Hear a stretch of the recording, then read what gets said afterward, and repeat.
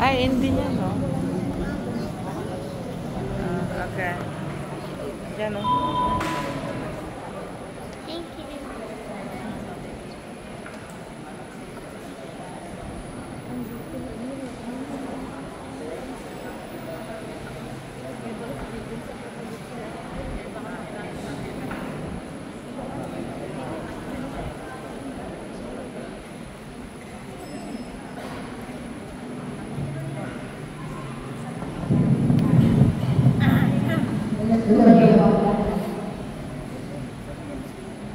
Tumayo na po ang lahat. Nangyari ko yung maraming nilalaman. Sa ngalan ng Anak at Espiritu Santo. Amen. Sa tubig ng binyag, si Alvin ay namatay kasama ng Kristo at kasama rin niya ang bumangon sa bagong buhay. Makahati nawa siya ngayon kasama ng Kristo sa kalwalhatiang walang hanggan.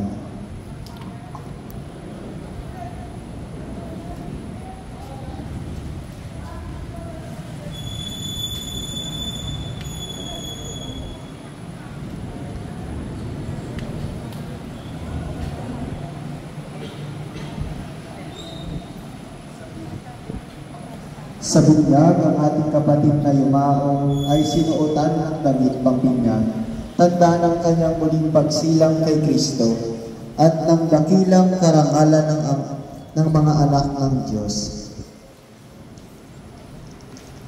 Ngayon naman, ilalagay ang puting pantakip na ito, tanda ng pananatili ng wagas na pag-ibig ni Kristo hanggang sa kabilang buhay. Maging tanda rin nawa ito ng kanyang muling pagsilang sa buhay na walang hanggan.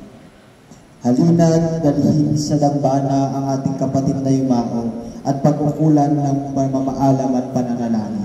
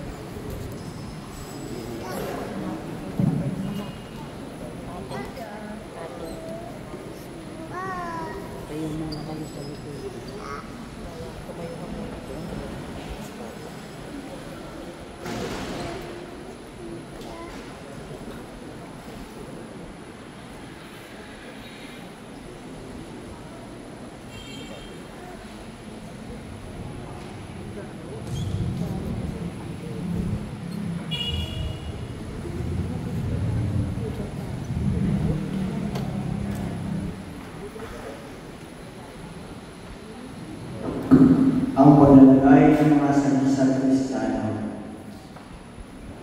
para sa aklat ng mabuting balita. Sa buhay, si Alvin ay nagmulay ng lagi sa Ebanghelyo ni Kristo. Ngayon nawa ay batiin siya ni Kristo ng mga salitang nagbibigay buhay na walang hanggan. Halina, pumasok kayo mga pinagpala ng aking Ama. Sa binyag si Aileen ay lumambak ng tanda ng Diyos. Naway makakahagi siya kayo sa tagumpay ni Kristo laban sa kasalanan at kamatayan.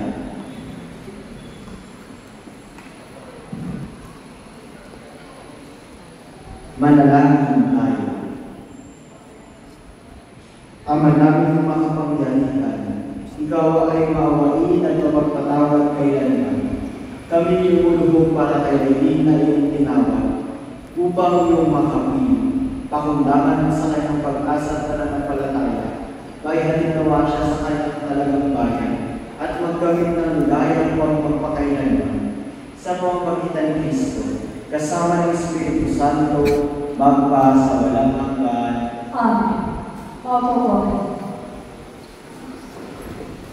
Pagpapangyarihan sa